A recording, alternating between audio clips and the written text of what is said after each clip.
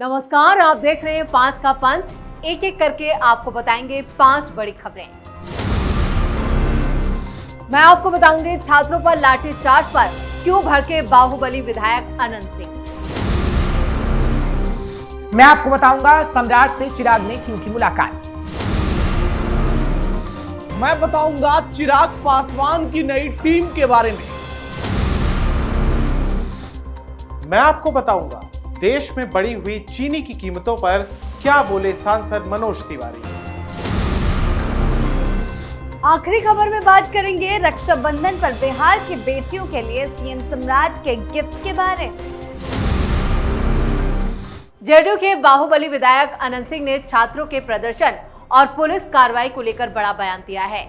उन्होंने कहा कि सरकार छात्रों को पीट कर गलत कर रही है। इसके साथ ही उन्होंने निशांत कुमार पर बात करते हुए कहा कि वो सबसे अच्छे मुख्यमंत्री भी बन सकते हैं।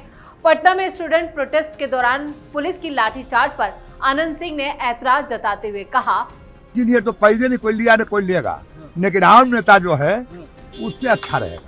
उपेंद्र कुशवाहा कह रहे हैं कि हम देखेंगे। ये सब हमें नहीं बोले, हम बात जानेंगे। निशान संभाल लेंगे। हम कह रहे प्रधानमंत्री हमारा बनने का मन है, क्या बना देता है? निशान संभाल लेंगे। निशान संभाल लेंगे। हाँ, सबसे अच्छा मुख्यमंत्री के योग है निशान। हाँ, एकदम हो गया। अनंत सिंह यही नहीं रुके। उन्होंने आगे कहा कि छात्रों की मांग सुनकर सरकार को जो फैसला करना है करे, लेकिन पीटने का नियम किसी को नहीं है। राष्ट्रीय लोक मोर्चा के राष्ट्रीय अध्यक्ष उपेंद्र कुशवाहा के जेडीयू के विरासत को संभालने की बात कहने पर अनंत सिंह ने कहा कि नीतीश कुमार जैसा नेता ना पैदा हुआ है ना कोई होगा। अनंत सिंह ने उपेंद्र कुशवाहा का उदाहरण देते हुए कहा कि अगर मेरा मन प्रधानमंत्री बनने का होगा तो कौन मुझे प्रधानमंत्री बना देगा। जेडीयू को संभालने के लिए निशांत सबसे अच्छे हैं। मुख्यमंत्री के सबसे अच्छे उम्मीदवार निशांत कुमार हैं। पटना में छात्रों ने 25 अगस्त को सूबे के मुख्यमंत्री के आवास का घेराव करने की कोशिश की और इस दौरान प्रदर्शनकारी छात्रों ने बैरिकेड्स तक तोड़ दिए, जिसके बाद पुलिस ने प्रदर्शनकारियों को तितिर-बितिर करने के लिए वाटर कैनन का इस्तेमाल किया और बीपीएससी यानी बिहार लोक सेवा आयोग की परीक्षा की तैयारी कर रहे बड़ी तादाद में छात्र और दूसरे छात्र पटना के गांधी मैदान से अपना पहले से तय मार्च शुरू करके डाक बंगला चौराहे तक पहुंचे, जहां पुलिस ने कई प्रदर्शनकारियों को हिरासत में लिया। पुलिस और छात्रों के बीच धक्का मुक्की भी हुई और डाक बंगला चौराहे पर बैरिकेड तोड़ दिए गए, जिसके बाद पुलिस ने छात्रों को हटाने के लिए कार्रवाई की। इसके साथ ही वाटर कैनन का इस्तेमाल भी किया गया और प्रदर्शनकारी रेन डांस करने लगे। पुलिस ने दावा किया कि छात्रों की तरफ से पत्थर तक फेंके गए, जिसमें 3 पुलिस वाले घायल हो गए।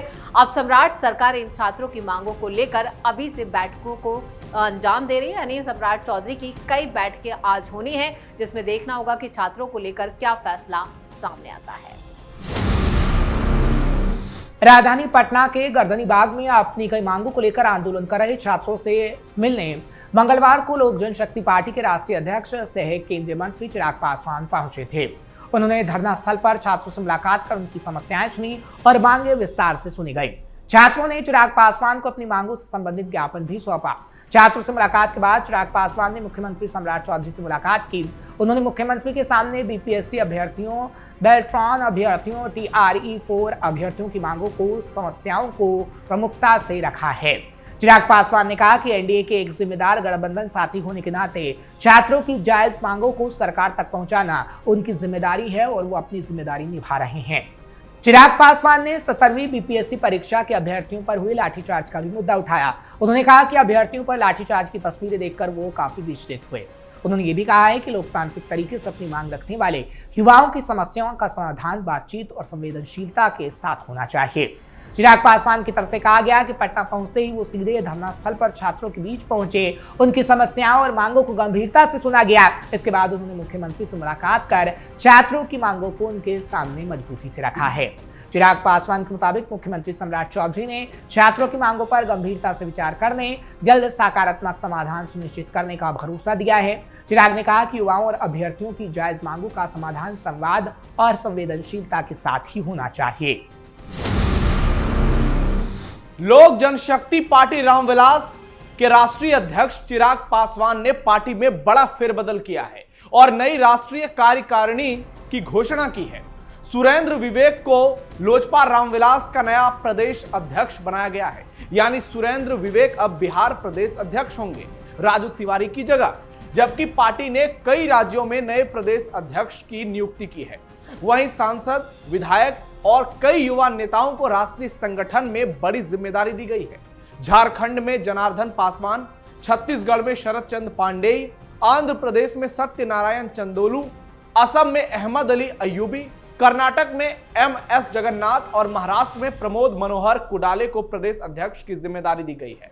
यानी चिराग पासवान एक शानदार स्ट्रेटजी बनाते हुए नजर आ रहे हैं, हर जाति को मौका देते हुए दिख रहे हैं। दिल्ली में प्रणब कुमार और मध्य प्रदेश में अब्दुल खालिक को अस्थायी प्रभार दिया गया है, यानी सवर्णों को भी मौका मिला है। OBC, SC, ST के साथ साथ आप देखिए हर जाति वर्ग को मौका दिया गया है लोजपा रामविलास के द्वारा। मुसलमानों की भी भागीदारी है। चिराग पासवान ने अपनी पूरी टीम ही बदल दी है। कुछ राज्यों में होने वाले विधानसभा चुनाव से पहले लोजपा रामविलास के अध्यक्ष के निर्देश पर पार्टी की नई राष्ट्रीय कार्यकारिणी का गठन किया गया है। नई कार्यकारिणी में 3 आमंत्रित स्थायी सदस्य, 6 उपाध्यक्ष, 1 प्रधान महासचिव, 12 महासचिव, 8 राष्ट्रीय सचिव और 1 कोषाध्यक्ष बने हैं। बिहार से डॉक्टर सत्यानंद शर्मा को राष्ट्रीय उपाध्यक्ष, सांसद राजेश वर्मा को कोषाध्यक्ष, जबकि राजू तिवारी, वीणा देवी, धीरेन्द्र कुमार मुन्ना और अशरफ अंसारी को राष्ट्रीय महासचिव की जिम्मेदारी दी गई है। राष्ट्रीय प्रकोष्ठों का भी पुनर्गठन किया गया है। शांभवी चौधरी को छात्र, प्रणब कुमार को युवा, चंद्रप्रभा भाटिया को महिला, अब्दुल खालिक को अल्पसंख्यक, अधिवक्ता सुशील कुमार को विधि, धर्मेंद्र मिश्रा को किसान, अशोक कुमार वर्मा को वाणिज्य और प्रकाश चंद्रा को पिछड़ा एवं अति पिछड़ा अध्यक्ष की जिम्मेदारी दी गई है।